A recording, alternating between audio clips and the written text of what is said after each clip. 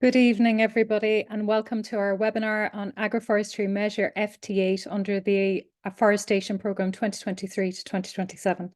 My name is Maureen Kilgore and I am manager of the Irish Agroforestry Forum, and I'm going to be your host this evening.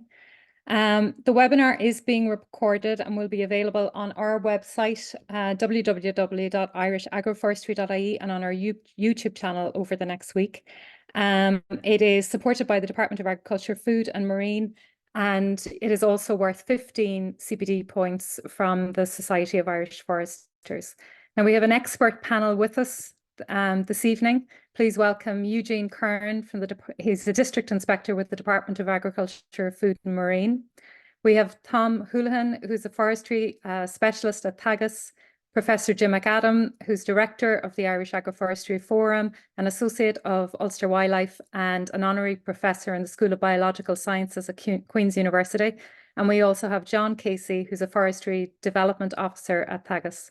Helping with the webinar support this evening, we have Ryan and Karishma, who'll be monitoring the Q&A box and hopefully not dealing with any technical difficulties. Throughout the next hour, we will cover the agroforestry measure itself, the application process, how it works under the broadly under the afforestation scheme, but also how it interacts with the other farm support measures like CRIS, BIS, the organic scheme, etc. I'm hoping that we've tailored the webinar according to the information that you need. We've pulled the questions that you filled in on the form and tried to adapt the presentations accordingly. There are some things that will need further clarification, and we will take your questions from the Q&A box at the bottom of the screen as well after the presentations. Okay, so there'll be plenty of time for a Q&A. Please be reassured that even if we don't get round to your question, they will be answered over the coming week, and we'll provide the information back to the Society of Irish Foresters, and it'll be available on our website. So that's my very long introduction over. I'll hand over now to John Casey, who will do a presentation on agroforestry and its interactions with other farm support measures. Thank you, John. Thanks, Maureen. We'll just get going here.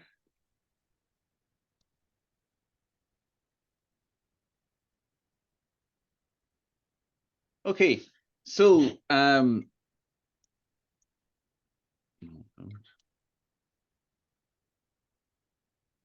what we're going to cover is just agroforestry and the farm schemes and how they work together. Okay, so initially, I suppose you're looking at whole farm planning. What do we mean by this? Well, we're talking about enhancing farm sustainability. That's financial, environmental, and social. You're all quite aware of it in terms of the forest types. It can be timber supply, it can be labor efficiencies, family income, other farming schemes, landscape, biodiversity, water quality. All of these things are either at the forefront or at the back of people's minds. Probably the biggest looming one would be the permanent land use change. And how does this work? And being able to give farmers a better understanding of how it's going to affect their other farming enterprises will, I think, norm or make more user-friendly agroforestry. What we're going to cover tonight will be forestry and direct payments, BIS and CRIS and their eligibility. We look at agroforestry and the organic farmer scheme. Also, I suppose very topical at the moment would be acres and agroforestry and how they can interact together. And then perhaps the forestry parcels, how they're filled in on the BIS form for 2024, and what actually is an active farmer. So just to give you some context, I guess, there's some confusion, I think, sometimes between BIS and CRIS and, organic. So the easiest way to do it is there's two income streams, okay? Pillar 1 and Pillar 2 in the Common Agricultural Policy. So Pillar 1 is direct payments. So this is BIS, which replaced the old basic payment scheme in 2023, okay? And is payable to applicants on per hectare entitlements. CRIS then is an annual decoupled payment, and that is for providing basic income support. And of course, you have the eco scheme as well. Pillar 2 interventions then are centered around rural development and delivering long-term environmental improvements. So that could be the organic farmer scheme, the acres that you've heard about, the Agri-Climate Rural Environmental Scheme, and the areas facing natural constraint, ANC, what used to be called once upon a time disadvantage payments. Okay. So how does a farmer go about actually gathering this, or how does he qualify for it? Okay. They have to be an approved participant in the Basic Income Support Sustainability Scheme, that's the BIS, in the forestry application year, okay? And they have to have had been an approved participant in either BIS or the BPS scheme in each of the previous 4 years. So what that means is, if you were planting in 2024 and you want to qualify for the farmer rate of premium, you need to have submitted a valid BPS or BIS application in 2023 and submitted a valid BPS in 2020, 2021, and 2022. Okay. And of course, have a qualified or approved participant for this year as well. Now, it's slightly different for new entrants. New entrants, of course, they may not have had previous years. Okay. So how does it going to work for them? There is a level of flexibility involved. So for new farmers, what they need to be is either in BIS or BPS from the year that they were approved for the Young Farmer Scheme or the National Reserve, okay? And until the year of their forestry application. So they might have joined the Young Farmer Scheme 3 or 4 years ago, once they've had BIS applications since then. Or it could be 2 years ago, or last year even. So then BIS and the eligibility then. Okay, so forestry, including agroforestry, what you're talking about in terms of eligibility is land planted since 2009 and which will be planted in 2024 can be eligible for a BIS payment in 2024 once it meets specific conditions.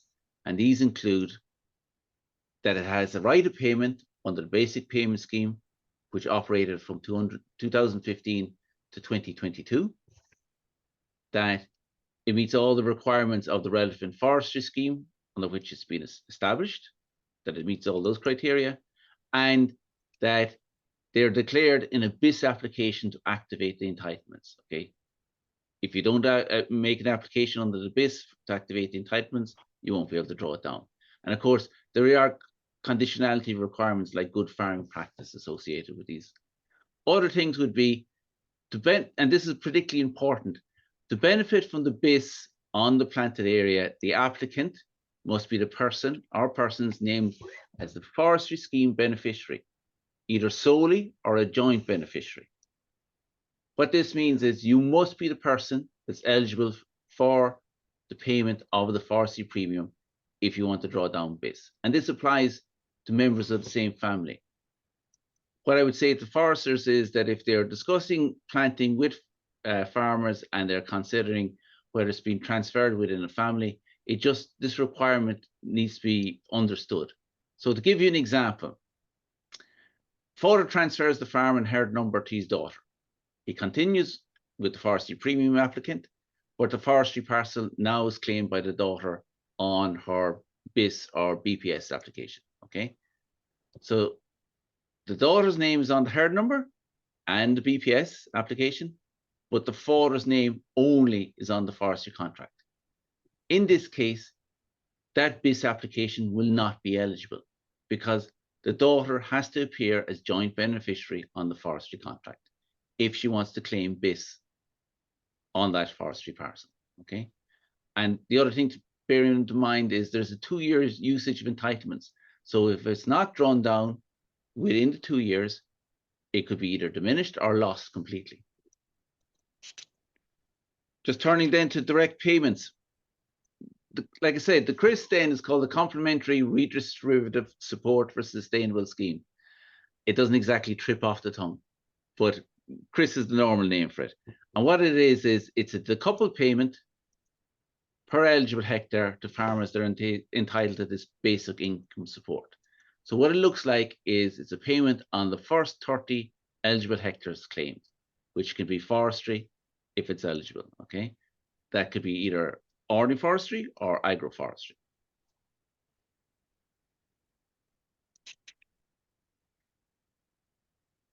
the next one then is acres. Okay, so again, acres can be considered, going into forestry when you're planning for the scheme. There are terms and conditions allowed, but it does allow you to get involved with the afforestation scheme without financial penalties. Okay, so for example, you could split the parcels, and that might mean that you could then plant it.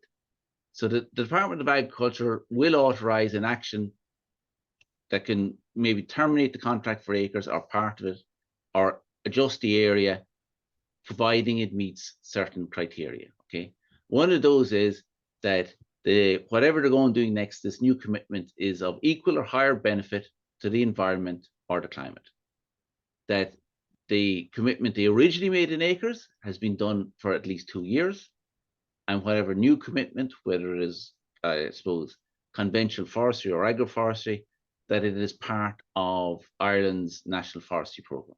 Okay, so equal or higher benefit, the original acres action must have been carried out for 2 years, and any new work, such as planting trees, must be under the National Forestry Programme. Looking then at the organic farming scheme and forestry. Again, afforestation is recognised as contributing to a kind of landscape mosaic at a farm level. So you can convert organic farming scheme parcels can be converted to forestry during the contract period without penalty. Okay, so this means essentially that land declared as agroforestry could be eligible for the agroforestry grants and premiums, the BIS payment, the CRIS payment, and the organic payment at the dry stock rate, all on the same land parcel. This is a very significant concession in terms of the organic payment and agroforestry, and it was agreed there in March of last year. So what it works then is, I suppose one of the questions came earlier was, will stands converted to agroforestry be eligible for BIS and organics? So it needs to be planted from January 2009, that is BIS eligible. What this means, of course, is that, say, forestry, for example, that was planted before 2009, if you're looking at ash plantations, if it's been converted to agroforestry, it won't meet the eligibility requirements for BIS because it was planted prior to 2009. If it's planted after 2009 and was eligible, well then yes, okay, you will be able to get the BIS and the organics on it. Okay, so it is something that needs to be checked before you go ahead with it. The next stage then, I suppose, is looking at areas of natural constraint. Okay, what used to be called disadvantage payments. So once upon a time you had mountain, more severely, less severe. They're now categories 1, 2, and 3. Okay, and you can see there, these are the different amounts. The important thing is the A&C payment and forestry is not payable on the same land. Okay, it's either one or the other. However, there's a limit of either 30 or 34 hectares that you can claim A&C on. And therefore, there's the opportunity for farmers that have land in excess of that amount that they might choose to plant that instead. I'll give you an example, okay? So if you're looking at a farmer, he's dry stock, he's 35 hectares. So he's eligible for BIS, he's eligible for CRIS, he is the A&C at category 2, which is the more severely, and he's in organics. And he decides he's going to plant 5 hectares of agroforestry in 2024. So the way it works out is, if you look across there, you have the BIS payment of 35 hectares. So he draws down all of the BIS payment. The CRIS payment is a maximum of 30 hectares. The A&C payment is a maximum of 30 hectares as well. So there's a slightly higher amount for the first 10, and then a little less for the next 20. He can then get the agroforestry payment of 5 hectares that he's planted, and an organics payment on the total farm of 35 hectares. So what it can work out then is a sum of 25,250 almost in 2024, a very substantial amount of money. Okay. Now, the reason why this next table here says from 2024 to 2027 is because, of course, the forestry program is up till 2027. And that's really what we can only say what the amounts are until then. But you can see there that you're looking at a very steady income flow over those years. There's a slight decrease in the last 2 years because the organic payment comes back slightly in years 3, 4, and 5. Suppose the farmer decides to go a bit stronger and he decides to plant 10 hectares. Again, 35 hectares in BIS, eligible for CRIS, in the area's natural constraint and in the organic scheme. And in this case, he's planting 10 hectares. So again, you have the BIS payment at 35, you have the CRIS payment at the maximum 30 hectares. Your ANC then goes down to 25 because you've already planted 10. Okay, you're going to do an agroforestry for 10, so there's only 25 left. And you have the organic payment again still at 35. So you move then to a stage of getting 29,000. So you know you're up the best part of 4,000 euros. And again, you're looking at this, I suppose, the income stream. You're talking probably of reducing your time and labor and probably inputs as well. So for some farmers, it's going to make quite a lot of sense. I suppose the next question that a lot of farmers would ask is, well, what's going to happen after that? Okay, so when the period of premium payments stop. It's something to mention, I suppose, is the premium is for 10 years for agroforestry, whether you're a farmer or a non-farmer.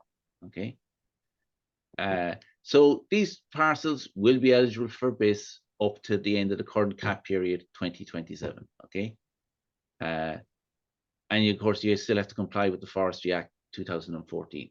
This includes agroforestry in terms of licensing, whether it's tilling the operation or felling some of the trees or replanting as well.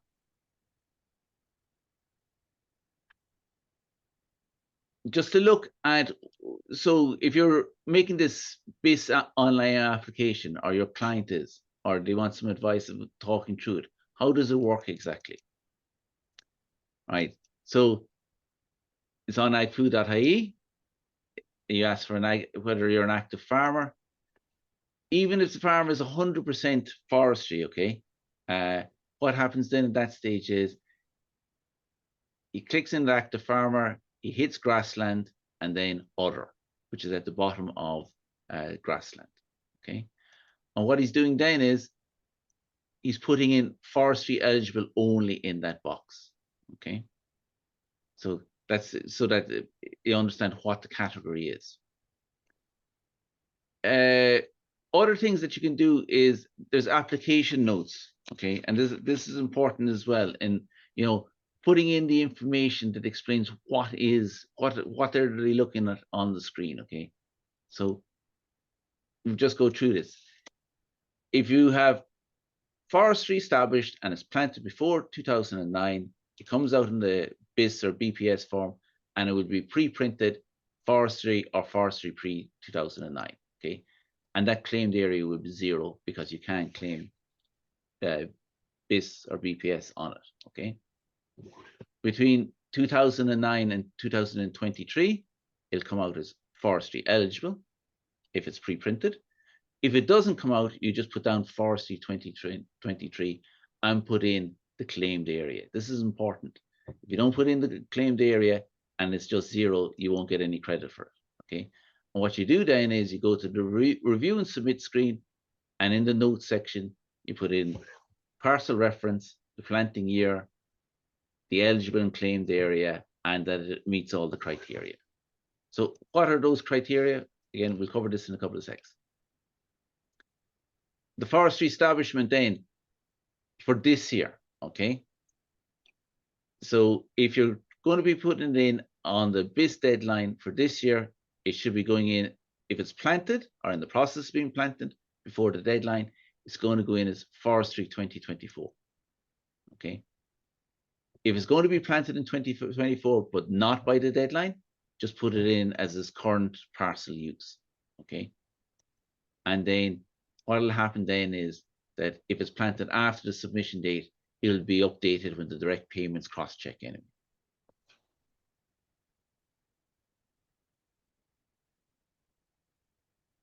Okay, so the organic farming scheme planted under agroforestry prior to 2024, it'll be forestry eligible. Okay, agroforestry planted in 2024 should come up as forestry 2024 if it has been planted before the submission date. Okay. For the organic farming scheme, you need to confirm the agroforestry status of this piece of ground. So that means in the notes section, you put in the parcel number, planting year, eligible and claimed area, and confirm that the parcel is in agroforestry, it's used for agriculture, and it meets all the requirements under the organic farming scheme.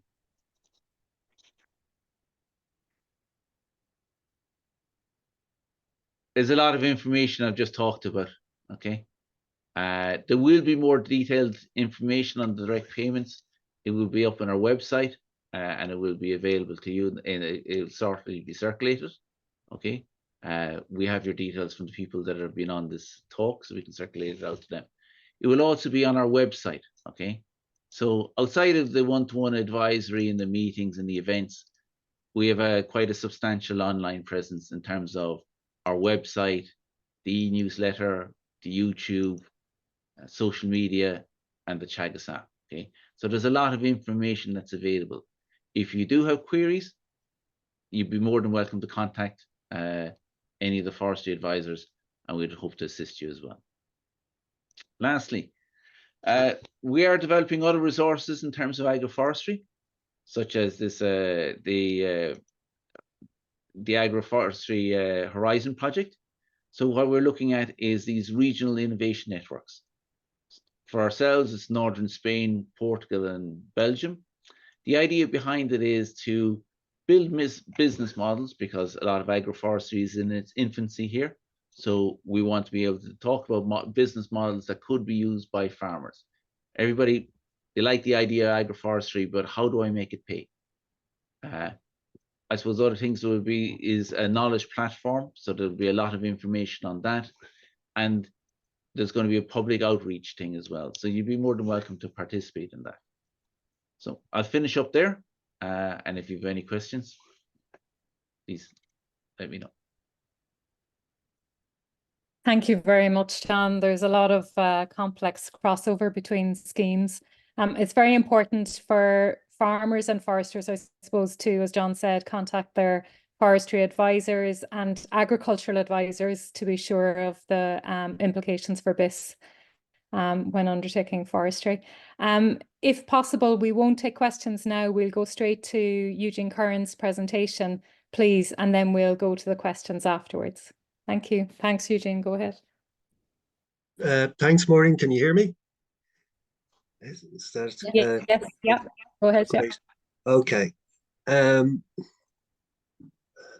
Sorry. Yeah. So what I'll be talking about is the actual agroforestry supports that are there at the moment, and the main one under the current program is the silvopastoral systems FT8. It was GPC 11. We also are hoping to introduce 2 other pilot measures for silvo-arable systems and forest gardening, and I'll talk about those in a little more detail in a bit.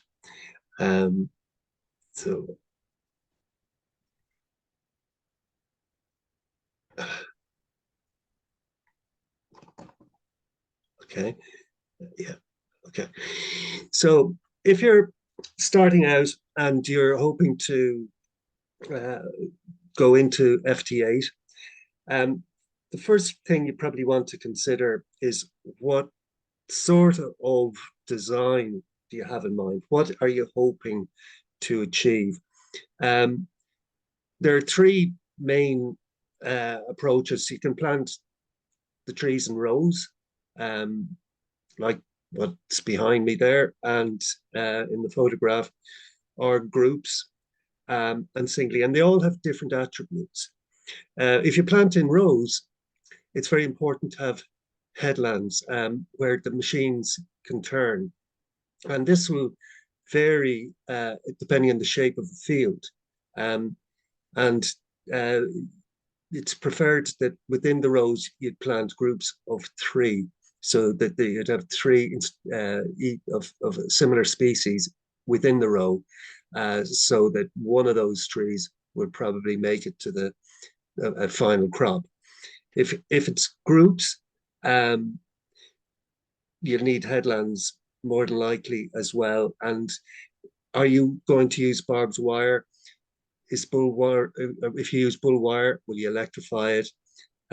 If you're going to have sheep in with the groups, then you might need sheep fencing. And if you want to plant them singly, with 400 trees per hectare, you'd be looking at 5 by 5 meter spacing. But we'll go into those in more detail, but it's something to consider at the very outset when you're thinking of going into agroforestry. So like, you have all of these FTs, forest types. They were GPCs. Most of you will know that it has been changed. And we have agroforestry down there as FT8. Now, as you know, you can use a combination of these in an application. It doesn't mean that you have to plant the whole thing in agroforestry. You can have a combination of various different FTs there. But the application process is the same for all of them. You go through the same environmental checks. And as we know, there are new environmental checks now that probably weren't there in previous programs, but the likes of the top 8 freshwater permissile areas and the SPAs and areas with P's greater than 30 centimeters all present new challenges going forward. But we'll talk about that in a minute. So if you're going into agroforestry FT8, that is the silvopasture type of agroforestry. So it's all about growing grass and grazing, or cutting silage or cutting hay. So it's centered around grass between the trees. It was GPC 11, it's now FT8. And in there, you have 400 trees per hectare, and they'll be thinned over time and reduced. So it's all about light management. And what differentiates agroforestry plots from, let's say, conventional plantations is that in conventional plantations, the trees are closer together, tend to be rough vegetation and branches, and you wouldn't have a grass sward under them.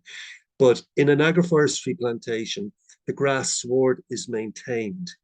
And that also is different from a native woodland, where the vegetation, ground vegetation, is very important. So you don't want grazing. So it's different to those other 2 types of planting. So it's maintaining a grass sward underneath, or a multi-species sward. So sites need to be well drained and a minimum of 0.5 of a hectare. The objectives will depend on the landowner. You might want to graze, you might want silage, or she might want silage, hay, or all of those. And it can depend on what the landowner wants. And that's one of the strong points of agroforestry, is the flexibility and being able to get in there and cater to various different demands in the farm. So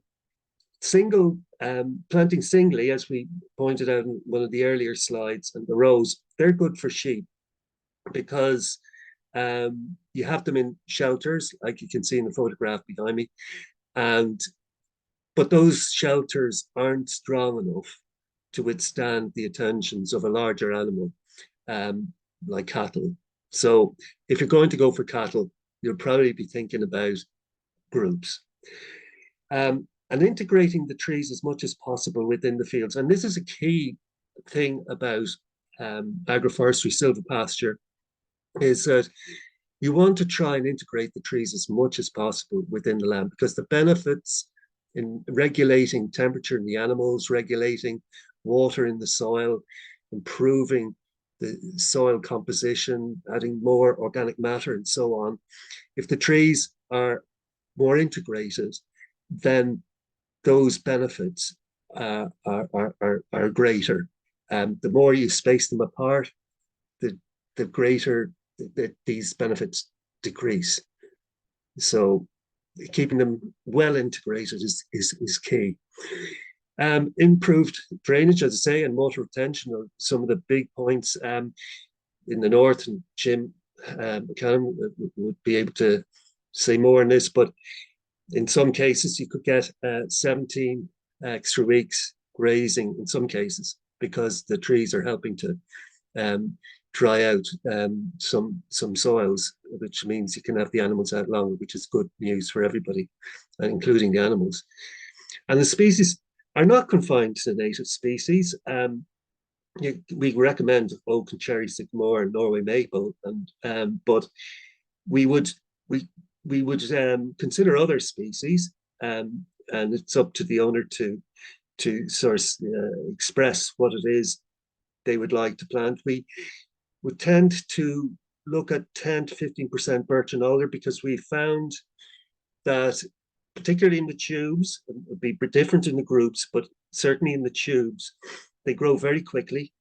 They get very top heavy. The tubes gave them support, which means that they become a little bit top heavy and catch the wind sometimes, and can fall over. So what we'd be looking at is a different type of shelter if you're going to plant them, and not plant as much. Now, as I say, in the groups, that might be, it should be a different scenario. And in silvopasture, you've got 15% fruit and nut.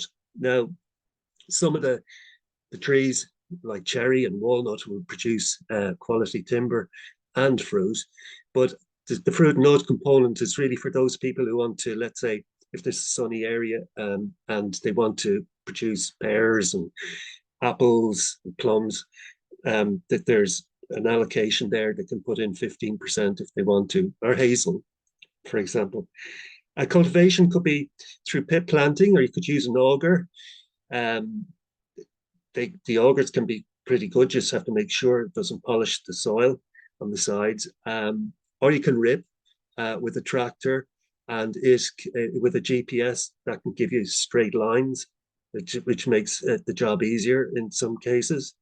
Or shallow invert mound, and just not making the mounds too big, so it's kind of makes it level, makes it easier to put the tube down and the posts. So because they're eligible, these plantations, for organic payments, we would not envisage any spraying of chemicals, and would encourage manual cleaning, and no industrial fertilizer, but you can use slurry, but not from intensive pig or poultry farms.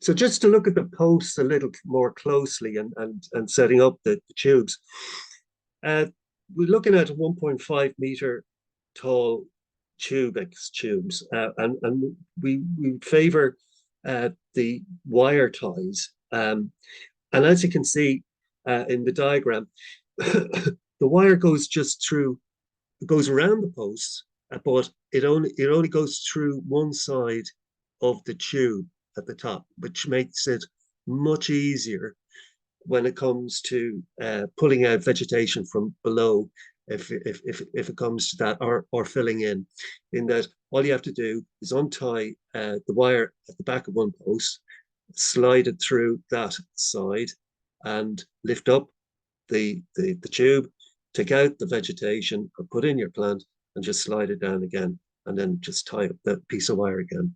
And you may also notice there, these tubes usually come with a plastic tie, and we would recommend that you remove those ties, because there's a possibility the sheep will eat those, and that wouldn't be good for the animal. So we'd look for a round post, which would be on one side of it to prevent the tube from being crushed, and then on the other side a post which would have a flat side to stop the the tube from being rolled around the post. So either square post or half round. And again, 1.5 meters tall. So if it comes to birch and alder and you're planting birch and alder, you might consider different types of protection. The top diagram probably you'd need 2 wooden posts really if you were putting sheep in there, but something like that to just allow the tree to have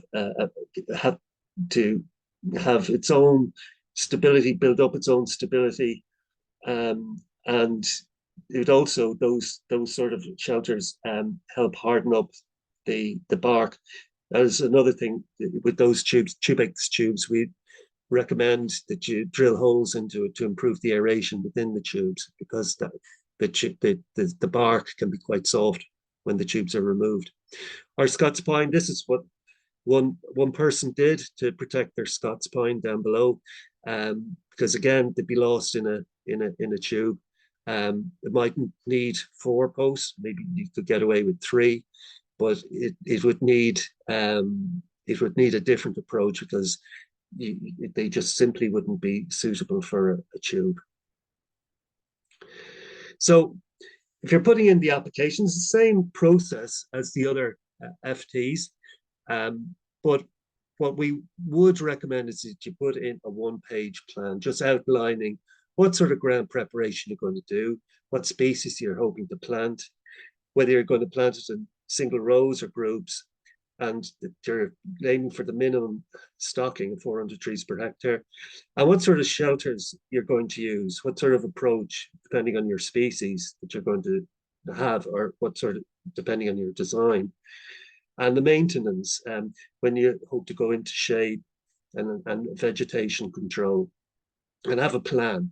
So, and what sort of animals are you going to have in there? So, like if we see animals are down as cattle, and you have the shelters, it obviously would ring bells, and someone would have to say, well, you can't have cattle in with the tubes, they'd wreck them.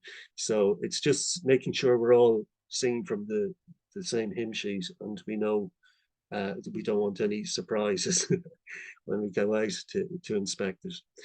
And also with the rust schemes, you might just consider the stumps, and if there's drains, mound drains, and whether it needs reseeding, but we'll talk about that in a minute. So these are some examples. There's quite a few plantations around the country now that have gone through this process, and various different approaches in what's been done. Silage been cut in some places, poultry and used in others, and hay cut. But the big thing is the tree protection. You have to make sure that the trees are protected at all costs. And there are various different ways of doing it. If it's in a silvo arable situation and it's not been grazed, then maybe there's the kind of shelters on the right hand side there, like the easy wraps or the spiral guards. And whereas if you're in groups, you'll be, and if it's cattle, you'd probably want bull wire or barbed wire, or if it's sheep, you need the sheep wire. And then you can spend any amount of money on other types of shelters, but if you go for those wooden ones or the wire ones, it might be quite expensive. Certainly the wooden one there at the bottom middle, but it all depends on what sort of animals you're trying to protect the trees against. The green meshy tubes up there at the top left, those are quite good at making sure that the bark is gets aired and gets toughened up, and it does keep the trees relatively straight, and the added advantage of them being easy to find. But the only trouble is they're very flimsy, and for sheep they'd make short work of them, but in places where there might be voles or rabbits and so on, they could be quite useful too. Electric fencing, people asked about, can we use electric fencing? And of course, as a first defense against animals, it isn't really something the department really like, because if the electricity goes off, then it's vulnerable. But if you had a substantial fence electrified, then that's a different scenario. It's just an added a bonus. And it might even be a situation where the animals get a memory, they get a one blast of the electricity, and they'd stay away. Or you could use the electric fencing to create paddocks. In those sort of situations, electric fencing could be useful.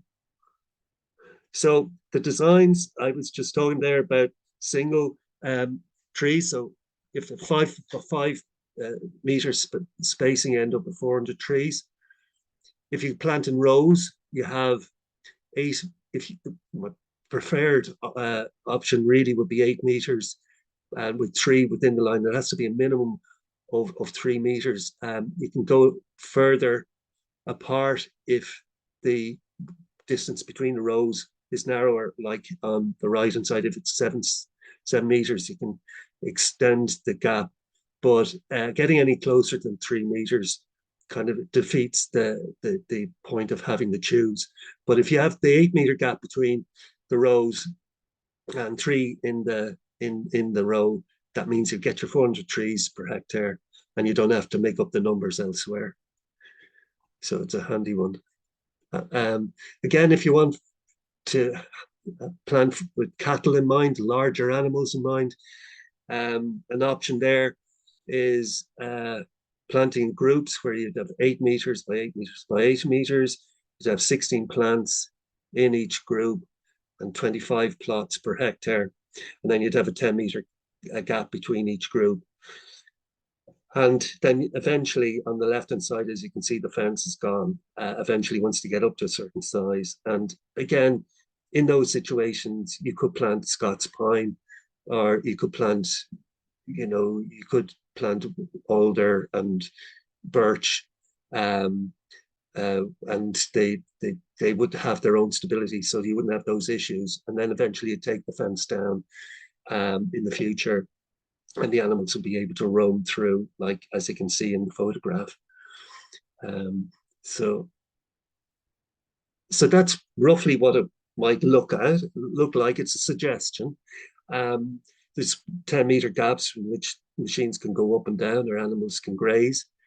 But there are other options. And for example, one farmer was suggesting putting some of the groups together, and so you'd end up with 10 groups by 32, and that giving you the 320, and then having 5 of the 16 trees per group, and giving you the extra 80, giving you the 400 trees per hectare.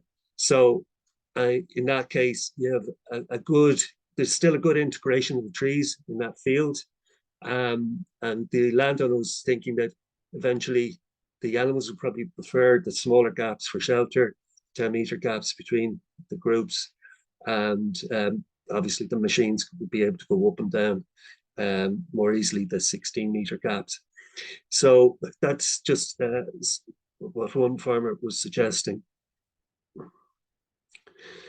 So eventually, at the end, when the tubes go, it won't be an issue for groups, but the woodland improvement scheme could be used for pruning or thinning within the groups. But in the case of where they're tubex tubes, there'll be the removal of them, and we have a grant there to help remove the tubes and replace them with another form of protection. So maintenance, check the tubes that they're not being crushed or damaged, fill in dead plants, pull vegetation out from inside the shelters where necessary. Do the shelters need to be removed? It won't be for a while, but it's worth keeping an eye. And if so, they still need to be protected. And shaping is obviously something that will be continually required once they come out of the tubes. And the shaping will be more necessary within the groups. And if you have groups, I'd recommend strongly you incorporate stiles, so you're not putting pressure on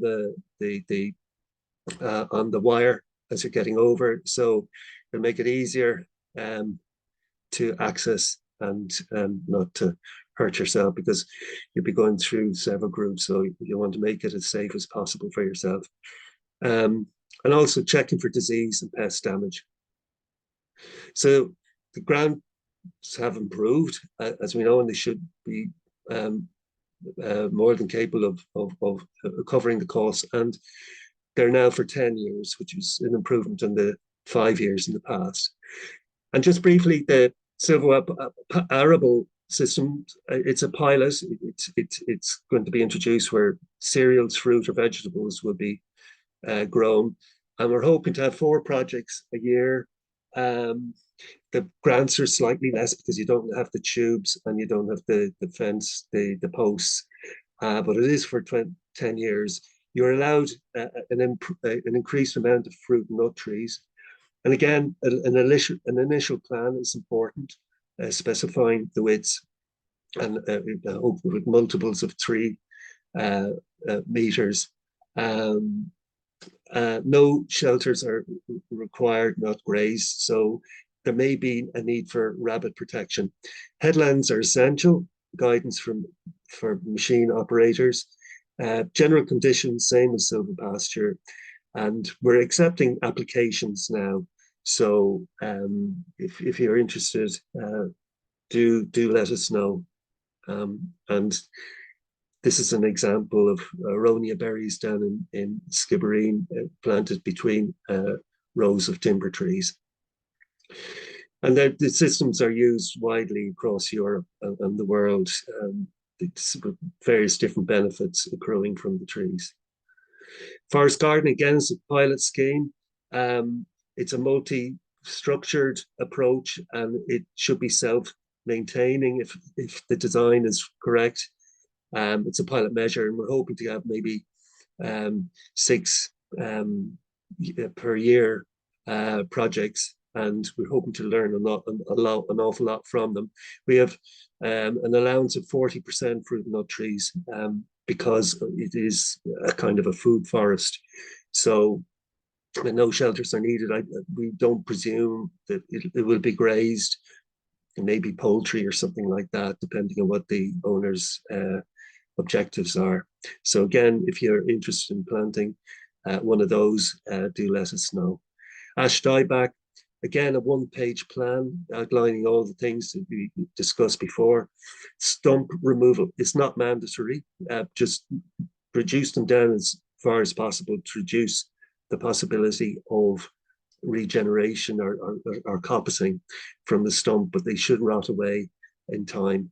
But also think about the mound drains and reseeding. Are they going to be necessary? So organic payments, John talked about these, they're available. So that's a big plus.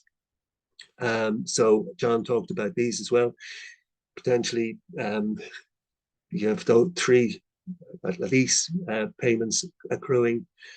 And acres, again, John talked about these too, but it's still agroforestry. There's if you don't want to go into forestry or have your land designated as forestry or agroforestry, and you still want to plant trees, then you can go down the route of acres where you can create traditional orchards or plant riparian zones, or plant 300 trees in either singly, rows, or groups, or tree belts for ammonia capture behind poultry sheds and stuff, or planting hedgerows. And then there's the eco scheme, which ultimately you're only looking at a small number of trees, but if they're placed widely and well protected, you could end up with a nice parkland situation. So that's it. Thank you very much. I'll stop sharing now.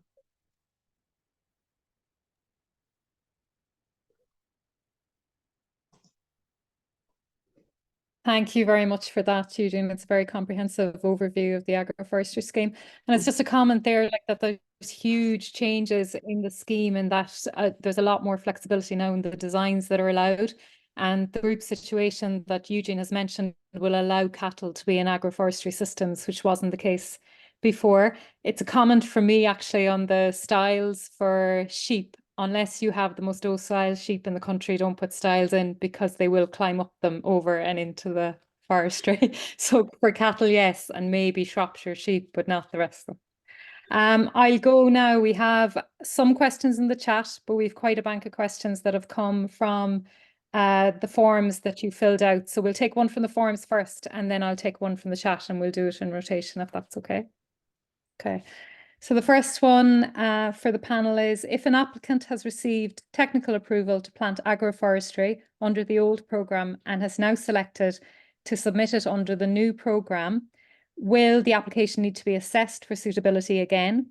And the forester has said, due to the low impact and minimal ground disturbance involved with agroforestry, surely that wouldn't take longer than 3 or 4 weeks to gain permission to proceed. And then he also has, or they also have a question, if part or all of the site is showing as being within a peat soils layer now under the new scheme, will this area now be ineligible? So there's a few things there. First of all, Yep. if he had applied under the old scheme, he needs to opt in to the new scheme. And then once he opts into the new scheme, then because there are new parameters, it has to go through all the new checks. So there are other layers that need to be checked, like the top 8 freshwater pearl mussel layers. There's SPAs and the peat, as he pointed out, or she pointed out. So the time frame will depend on what comes up on the check. If there's a number of issues there, it might take longer. So it all depends, really. So Is there a chance it would take 3 to 4 weeks, Eugene, or is it like it would be considered?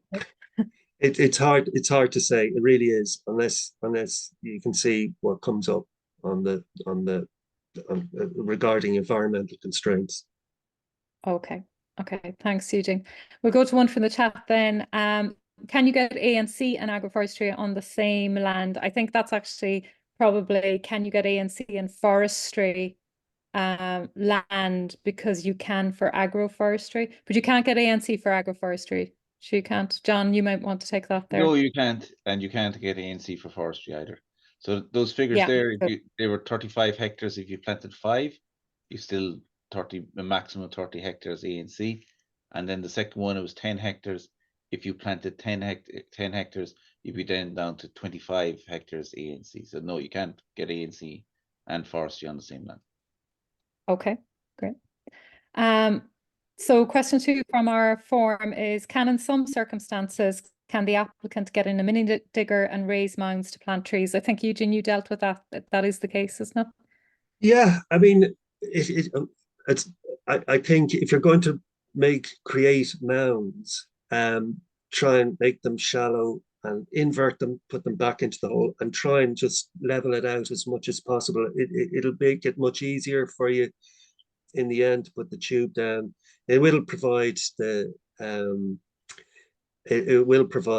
a nice medium to plant your tree in, and it will also provide a certain amount of weed-free area, certainly for the first year. And then, but it should be relatively, if it's been grazed, then the animals will graze around it. And if there's grass growing inside, again, it should be very easy to pull the grass out of the tubes if necessary. Okay, thanks, Eugene. Another one there, John, from the chat. Will the young farmer payment be paid on land put into agroforestry? Yes, my understanding is it will, yes. Yeah. Yeah, Maureen, if I can come in there as well, maybe just add to John. So like one of the schemes under the direct payments is the complementary income support for young farmers. And that's a payment per eligible hectare up to a maximum of 50 hectares to eligible young farmers over a 5-year period. And the payment, I think, is roughly about €155 per, on average, per eligible hectare. So there are requirements there that your age is no more than 40 years at a time during the calendar year in which they first submit the application. They're either setting up a holding either solely or jointly for the first time, or they may have set up the holding during the 5 years preceding the first submission. And then they obviously they're completing a recognised level 5 course or equivalent on the national framework. And in terms of forestry and eligible forestry, I just mentioned 2 scenarios. So if an applicant for this complementary income support for young farmers has set up a holding during the 5 preceding years, and the holding includes eligible forestry, then that applicant can be deemed eligible in the case of the young farmer scheme. And in the other scenario, if an applicant is actually setting up a holding under the scheme for the first time, we'll say in 2024, and they apply for the support, they would also be allowed to plant forestry under the forestation program over the next 5 years. And if that forestry is eligible, they could draw down the complementary income support for young farmers on this eligible forestry. So we kind of checked it out with the direct payment section, and as long as the forestry is eligible for this, it can also be eligible under the complementary income support for young farmers. That's the kind of nub of it. But like you were saying earlier, if they are getting involved, maybe just check it out exactly, in more detail just before they get into it, just to seek a bit of further advice, because there's a few angles to that. Yep. Okay. That's Okay. great, Tom. It seems like this is essential. It's really important to check your applications and your land Yeah, eligibility for. it's worth spending a small bit of time, with all the interactions that John has outlined. I just think just spending a small bit of time doing the background research and doing the background planning. For example, if there's transfers between generations, how does it affect this? John outlined it there. It's really important, and it's worthwhile doing that just to make sure that everything can be optimized and the attractive payments can be drawn down. Yeah. Okay, great, Tom. The next one is about spacings, and actually, Eugene, you've dealt with it. They've asked if the various planting spacings can be made public, and you have those designs available on your presentation. They've asked a question then as regards setbacks from water courses and public roads. Can the stocking rate for the trees, not livestock, be increased in between these features to achieve acceptable density? It depends on what the setbacks are and what the ecologists say. Let's say there's a freshwater pearl mussel issue with one of the water courses. The ecologists would possibly have require a further setback from it, from the water. Regarding public roads, again, you're back 10 meters for broadleaves, so it's you're still going to be limited with that, and that's for public safety reasons. You don't want the trees falling out on the road eventually. So those sort of areas. Now, where you could make up the numbers possibly are along margins of the field near hedgerows. You could possibly make up, or in corners of fields. But if you've got archaeological sites or water courses or public roads, you have to make sure that the ecologists are happy, or the archaeologists are happy too. So those sort of things would have to be checked out anyway at the application phase process. It will be dealt with at that stage. Okay, so the important thing is when you give when the client gives the forester the map, that they'll know at that stage whether there's any of those crossovers or whether the land may be eligible if there's red flags on it. And your system, what's the name of the system you're using? Is it Flora? IFRS. You have a map. IFRS, yeah. And I mean, a lot of fields can be rectangular or square, but not always. And sometimes getting straight lines you know, you can manage it maybe for a portion of the field, but then you could make up the numbers in areas where, let's say, it bulges out or something like that. You could have single trees planted or 5 by 5 meter space in there and make up the numbers in margins like that. So you can vary the spacing as long as you have the 400 trees per hectare and you don't have them wider apart than 10 meters. Again, as I say, for rows, 8 meters is nice, a nice spacing, good, decent distance. Silviculturally, it's very strong. It's still, you know, and again, the trees are well integrated with the land. It's not too far apart.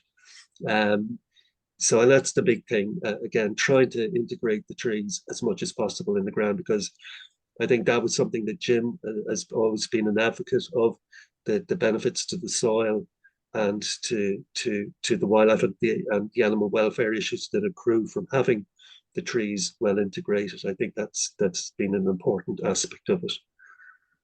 Okay, great. Thanks, Eugene. We'll take one then from the chat. Are conifers acceptable for agroforestry?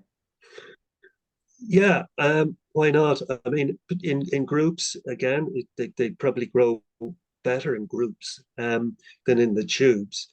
Again, they might suffer from the thing that birch and alder tend to come to suffer when they emerge from the top of the tube.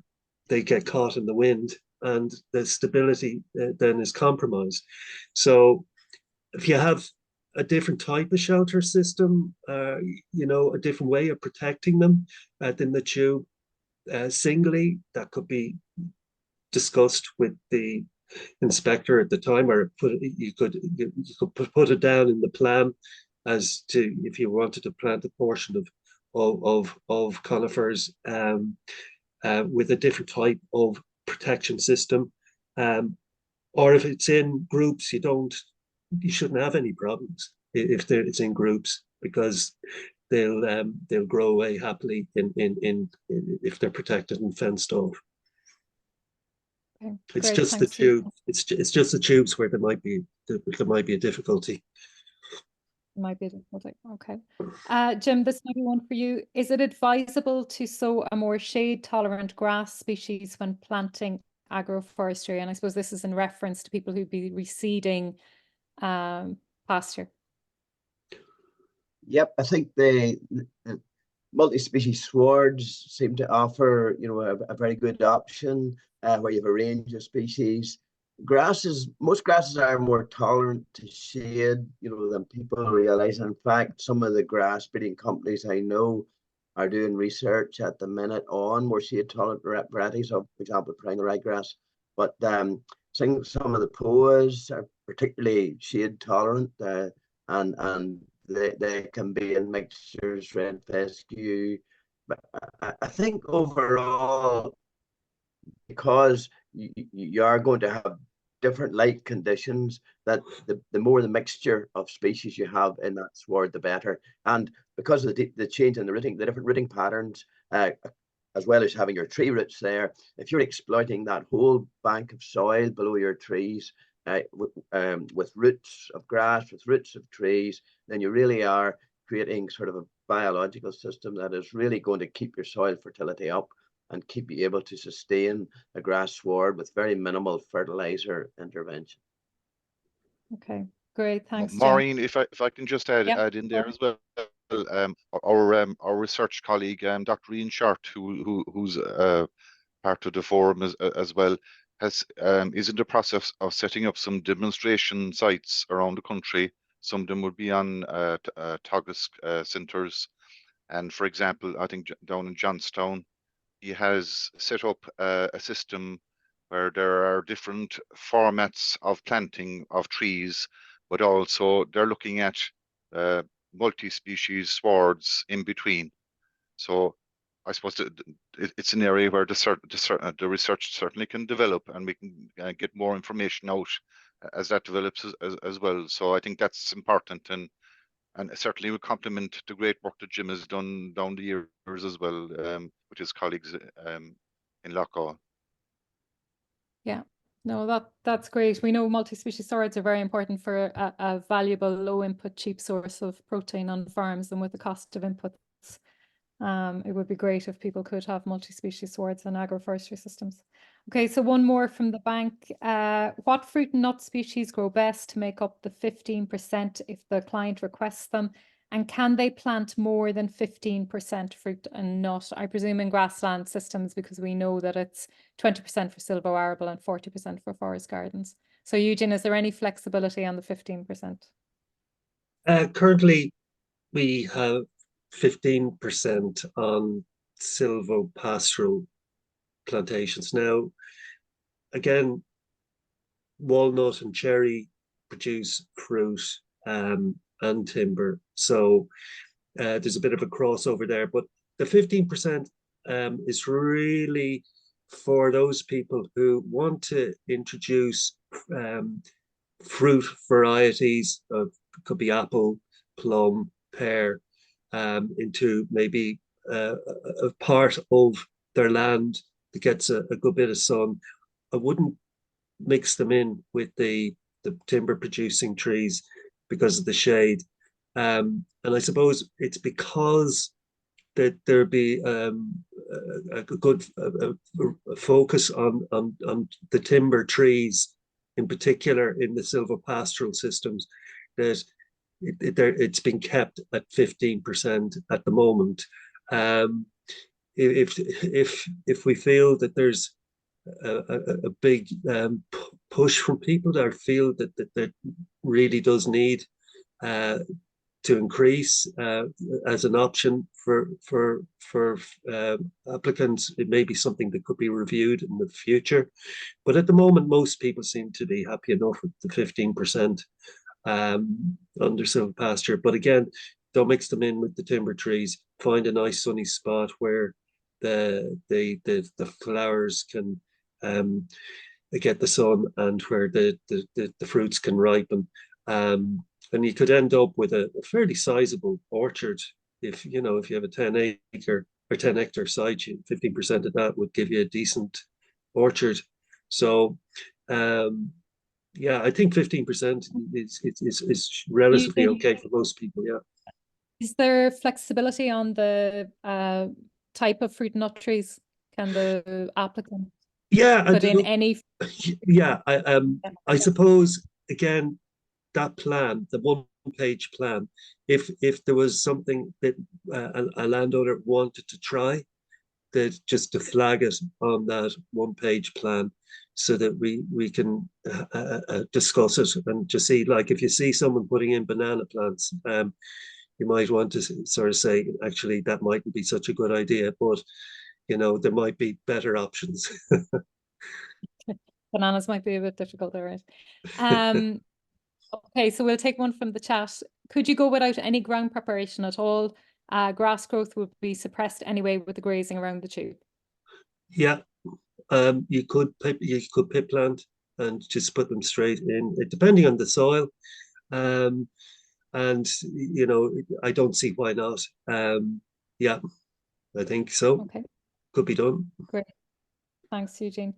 This is a question again. John has pretty much covered them. It was on which farming schemes are compatible: Young Farmers Scheme ANC payment, BISP payment, Chris, organic farming schemes, and the only one there was ANC payment.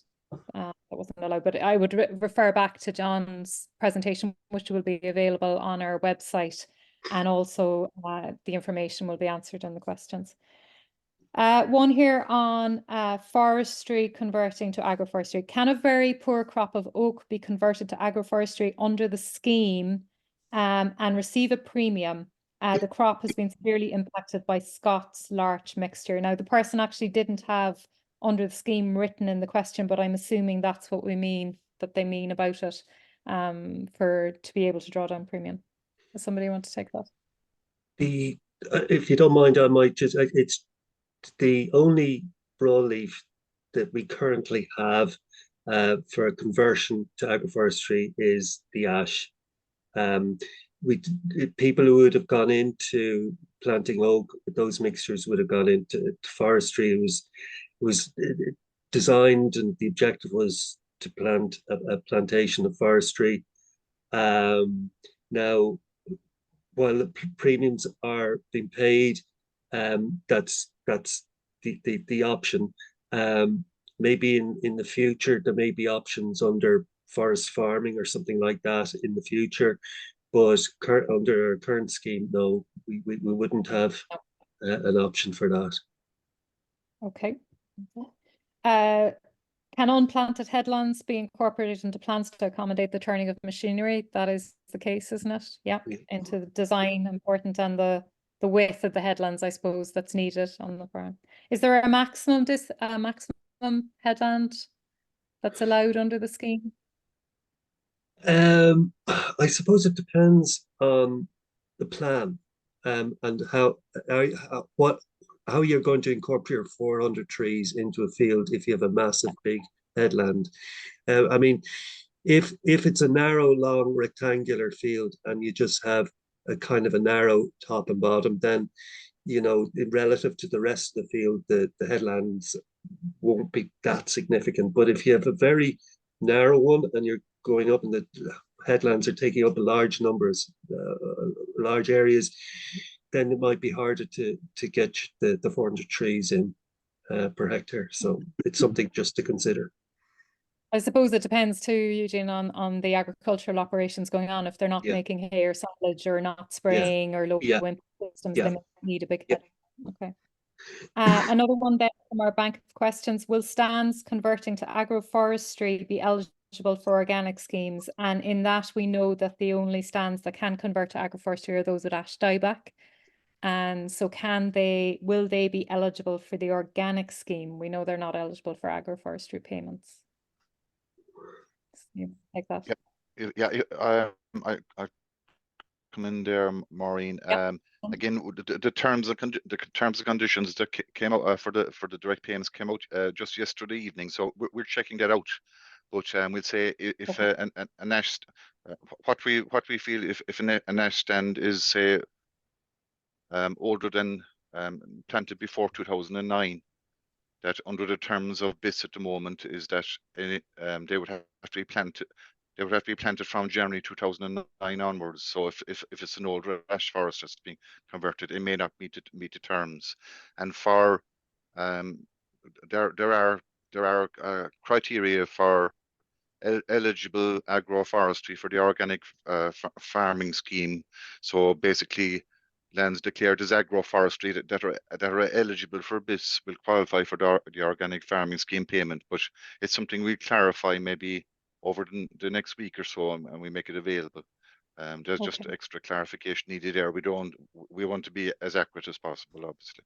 Yeah, that's what we'll do, folks. All the questions from the chat and from the forums will be noted, and we will put together a document and release it, if you know what I mean. So you will get the answers to the question, even if, as Tom says, we need further clarification on things. We'll take one from the chat then. If fencing groups of trees, do the agroforestry boundaries need to be fenced to the same standard as other forestry? Yeah, it would. Essentially, the boundaries would be just as important to keep the animals in as it would be to keep them out. So yeah, it depends on what sort of animals you have, but yeah, you'd want to have them fenced and fenced well.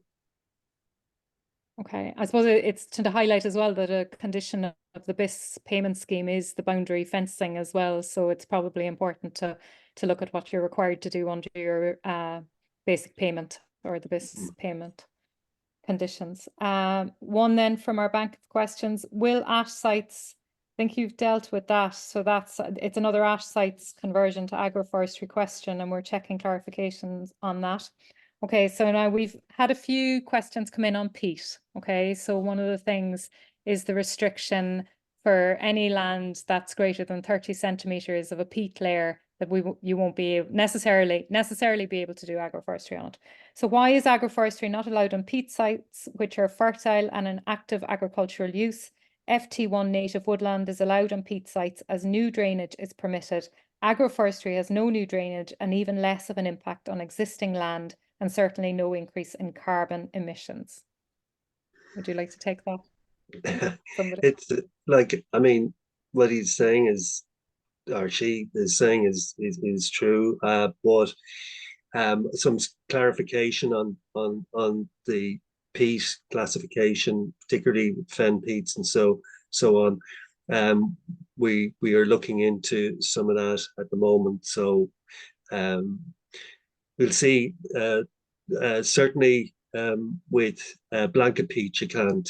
If it's over 30 centimeters in blanket peat, you can't. Raised bogs, if it's cut over, there's some possibilities there. But with fen peats, there's greater possibilities there, particularly for agroforestry and native woodlands.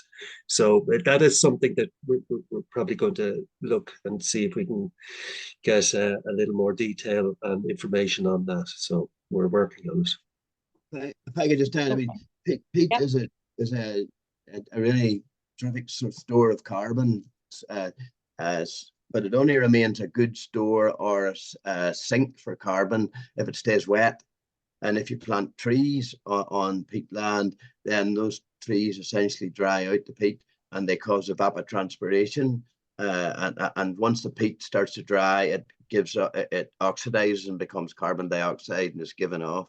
So that's why we don't, well, even in the north, tree planting is not allowed on peaty sites as well. For that reason, it's just because peatland is a valuable source. So when you get the shallower peats and high organic matter soils, or soils over grass, or soils which have an intensive grass layer on them, then you know that there are possibilities and opportunities.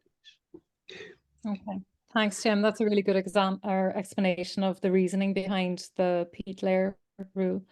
One from the chat then, now that the scheme allows for cattle and agroforestry, does the same apply to horses?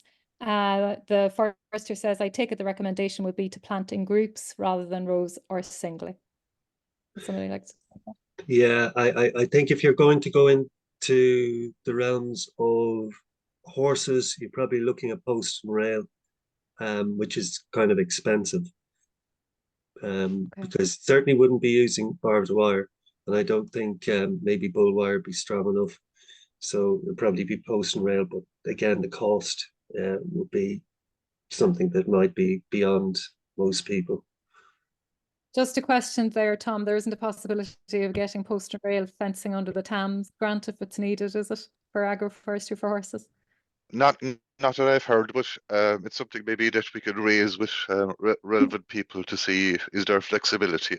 Maybe not, but we can see, definitely. Try anyway, it's worth asking. Okay, so one from the chat, what posts and shelters are required, if any, for poultry farmers? Yeah, I suppose, I think there was a farm done up in the north and they used Clipex posts with the tubes, and they just have one Clipex post with the Tubex tube thing. The shelters have to be robust like Tubex, because the poultry will, if it's anything flimsy at all, they'll destroy it. So that there was one site in particular that I can think of that went along those lines with I think it was Clipex, one Clipex post. Okay, that's a really good question there. We know the value of trees for free range poultry systems, because chickens or hens actually are woodland animals naturally. They don't like to be out in the open and frightened of things in the sky. So they get shelter from the trees, and it's a much nicer, welfare friendly environment for them to be in. So we'll take one from our bank of questions. Can the full agroforestry plot be taken into account when determining nitrate calculations for a farm? i.e., is there any reductions for the areas occupied by the trees? Is it okay for slurry application between the rows of trees? And does the slurry need to be from organic sources for organic farms? So there's a few things there. Who would like to take that? I'll attempt that one, if that's okay. So I think we've received clarification that the full agroforestry area actually can be taken into account for nitrates calculations, if I'm right there, Eugene. Yeah. And I would say, okay, slurry application is permitted, but what I would suggest is to consult with, if you're in organics, or consult with your organic advisor or your agricultural advisor. I think just to work out the appropriate rates that should be put on carefully. The appropriate rates and the timing of that as well is very important. We know, from very wet soils and things like that. So we've come across that already this year. In terms of importing of animal slurry onto organic farms, we say from extensive animal systems on non-organic farms, I understand is allowed after aeration and or appropriate dilution, and no special permission from the inspection body is needed, i.e. no approval or derogation, and standard rules for slurry movement, import, etc. apply. And I think John covered it already in his presentation. No manure can be imported from the very intensive farming systems that would be poultry and pig. In the standards, they're referred to as factory farms, but just in intensive farms shouldn't be imported. Yeah. So hopefully that Just covers that. But it's come up a few times recently. Can it be taken into account, agroforestry, for nitrates? And I think we've got clarification it has, which is positive, I think. Yeah, very good. Just a comment there that if slurry is being imported onto an organic farm, it has to be justified based on a soil test. So a farmer can't decide to import slurry, do it, of course, by the rules. There actually has to be justifiable reasoning to put it in an organic system. Yeah, and that's why I'm saying just to consult with the relevant advisor, just to make sure that it is required, and the rates and timings as well. Yeah, just certainly that's very important. Point well made. Thanks, Tom. So another one here on fruit and nuts. With regards to the maximum 15% fruit and nuts, do timber species which already produce fruit and nut as a byproduct count towards that? So the timber, yes, timber trees, fruit and nut trees that have quality timber, can they count towards the 15%, or can you count those towards the timber percentage? And it says, what about sweet chestnut and walnut in particular, if grown mainly for timber? Yeah, I mean, it's not mandatory to introduce 15% fruit and nut trees. So like walnut and Spanish chestnut are good. One thing about the Spanish chestnut growing it is that it tends to have this spiral grain where it twists, and when you fell it for timber purposes, it splits. So if you're going to plant it and grow it for both the fruit or the nuts or the chestnuts and timber, you're supposed to stump them back after a year or so, and then single out a new shoot, and that new stem that comes up won't have that spiral in it and will produce good quality timber. It's just something to be aware of. But yeah, walnuts and Spanish chestnut, they're super trees and lots of very useful uses. The walnuts as well, we're just, and with the Spanish chestnut, but with climate change, these are things that we probably might be looking at more and more, some of these species, because up till now, we've been at the very fringes of their natural frontier. But I think with climate change and the way things are warming up, they probably will probably be more suited to our climate in years to come. Okay, great. Thanks, Eugene. One from the chat, and this is about machinery. Given the size of most modern mowing equipment, sprayers, etc., is there a need for increasing the maximum width between rows to accommodate this? So I suppose it's in reference to silvo-arable systems, but also to more intensive grassland systems where there would be some spraying going on and things like that? Well, spraying, when I hear spraying, I'm kind of thinking, agroforestry spraying. Well, Well, it I think the depends. question, I added that in the question is in regard to mowing, but go ahead. Okay. Yeah, look, it's part of the plan. And if you put it into the plan and sort of say this is you're suggesting, having consulted with whoever, the forester or whatever, this is a plan you're putting together, and just how wide you need, put it in. But as I say, 10 meters is usually the maximum for rows.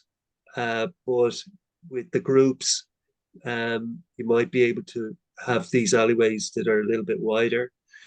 They could cater for that, because the further you push the trees apart, the more you dilute what we were saying earlier about the integration of the trees.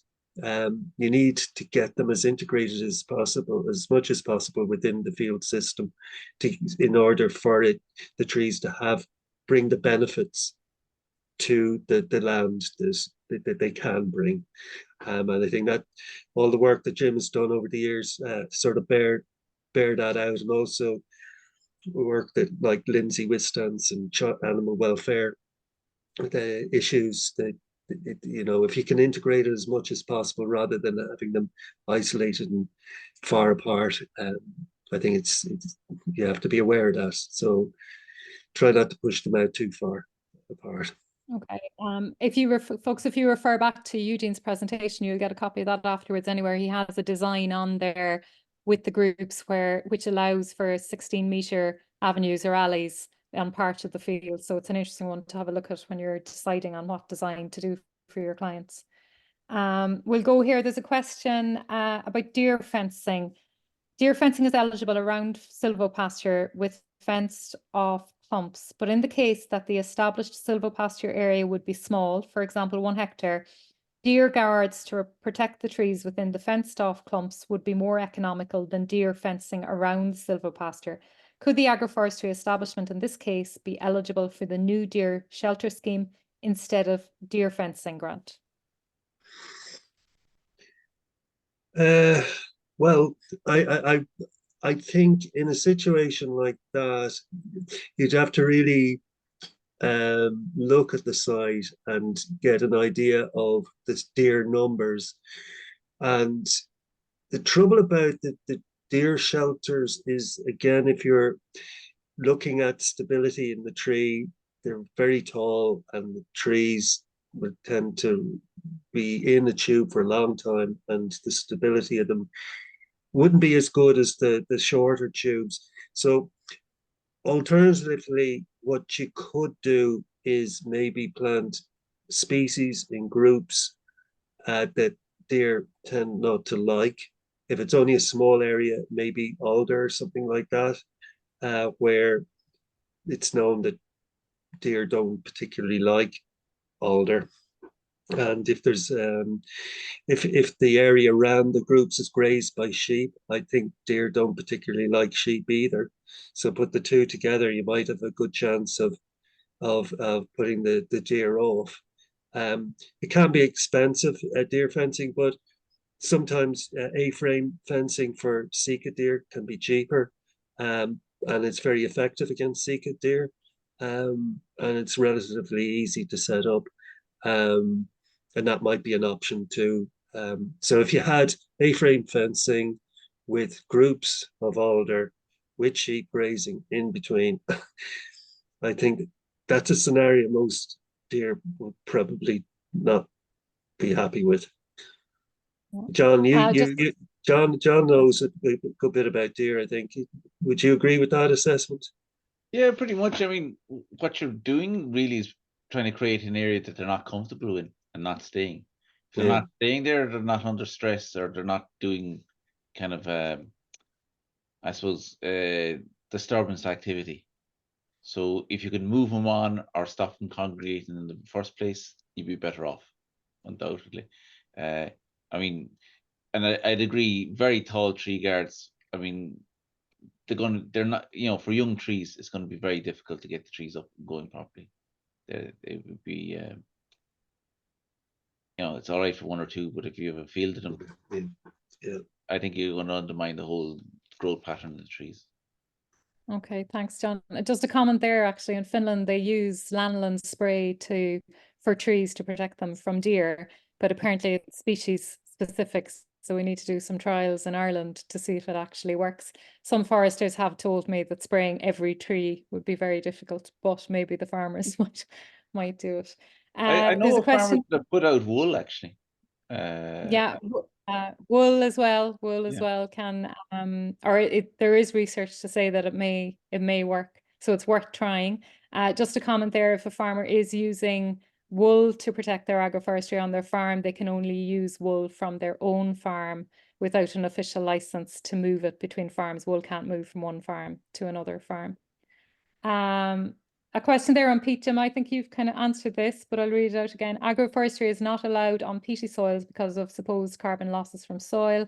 Why is this, as trees and grass sequester more carbon than grass on its own? There's more peat, there's more carbon sequestered in peat, 4 times more than in trees themselves. So the trees on peat will dry out the peat, as I said before. They were overall loss of carbon. Okay, great. Thanks, Jim. Okay, the next one from our bank of questions was to clarify the fencing allowance and requirement for planting trees in groups and group plot size on a hectare basis. I think, Eugene, you've covered that, have you, in your presentation? Could you repeat that again, please? Yeah. So to clarify the fencing allowance and requirement for planting trees in groups and group plot size on a hectare basis. I don't know if that's the amount of money for the fencing or...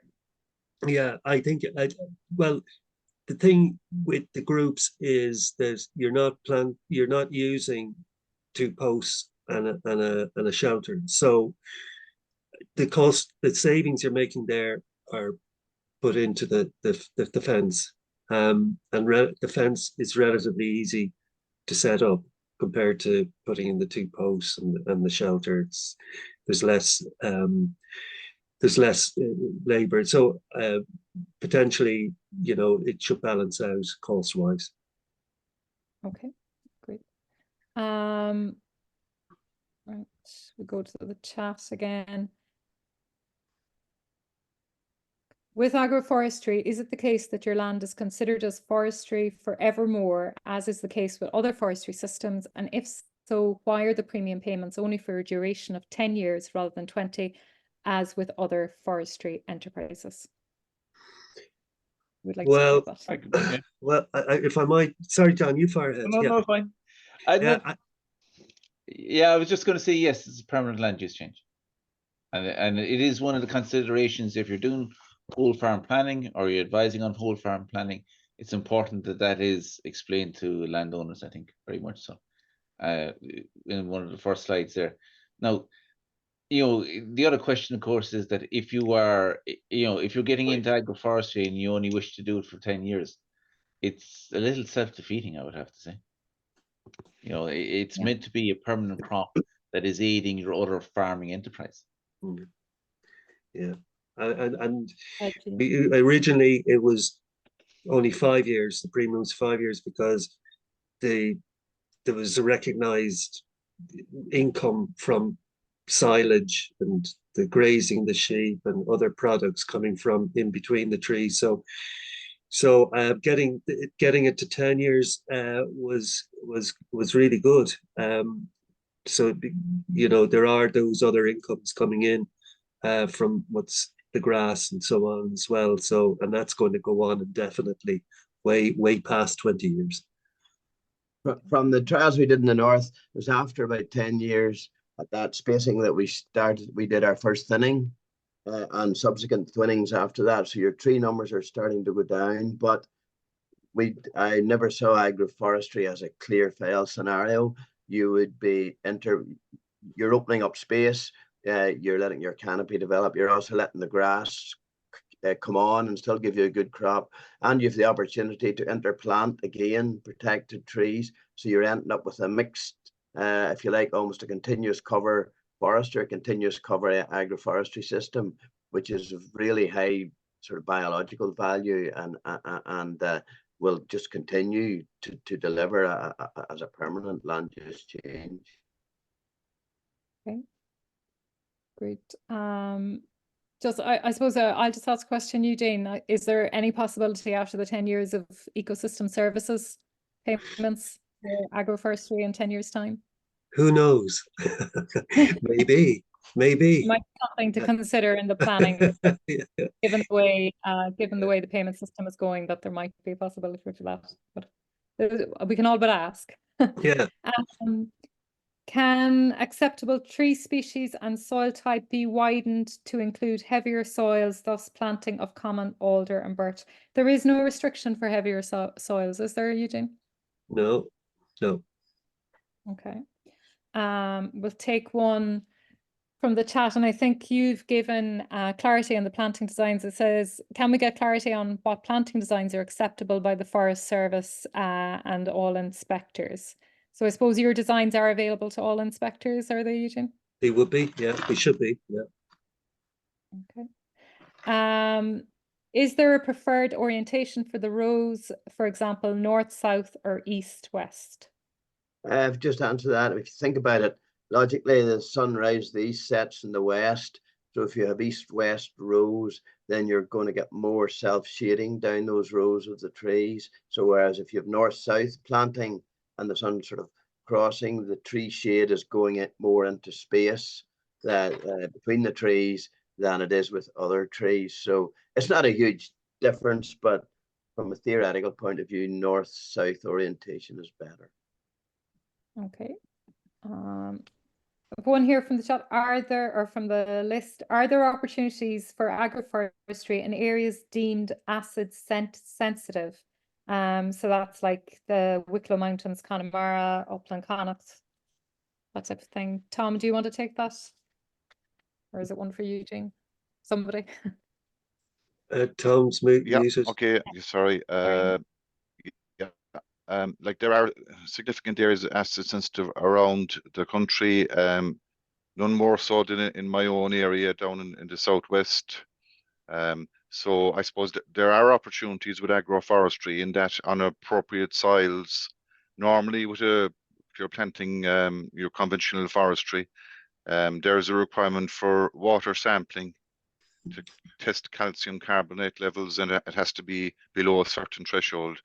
But on appropriate soils, my understanding is native woodland, but also agroforestry doesn't need the water sampling element. So am I correct there, Eugene? Is that?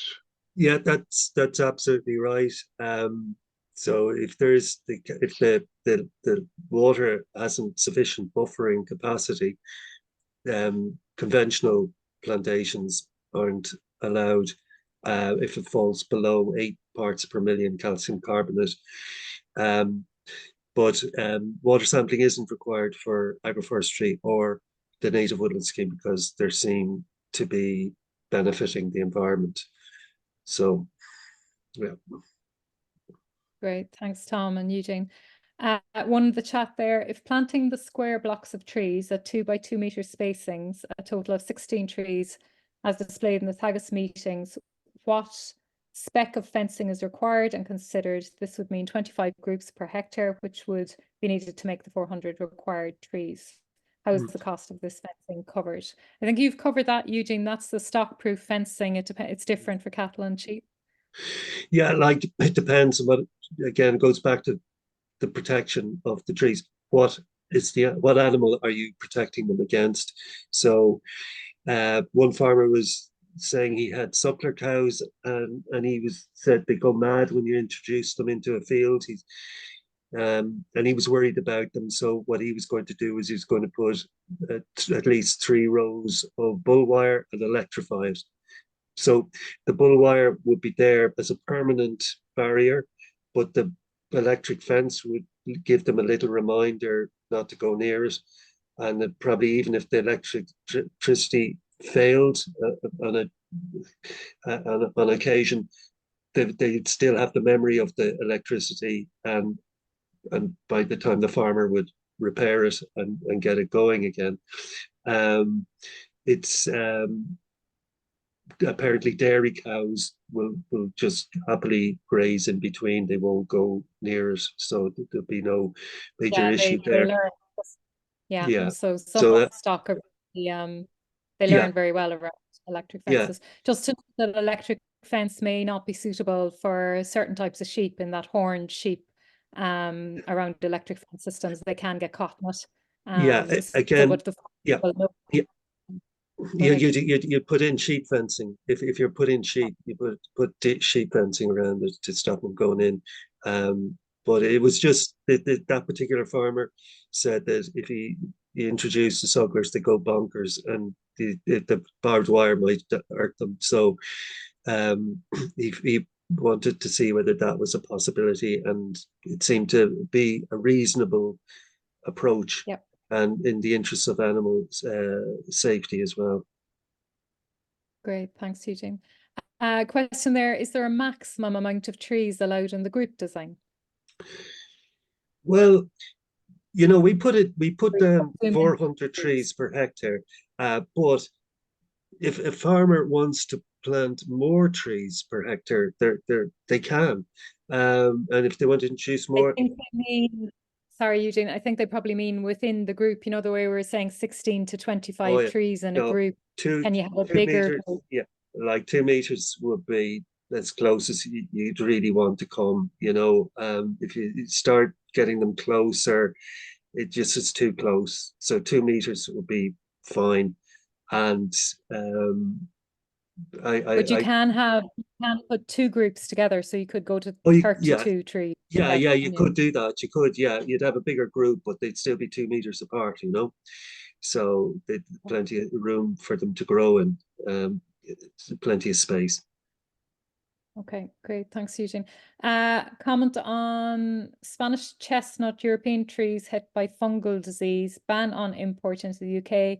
Think there's a voluntary ban on import here, perhaps. Seems a little risky. So I don't know if that's a statement or a question. Does somebody want to take it?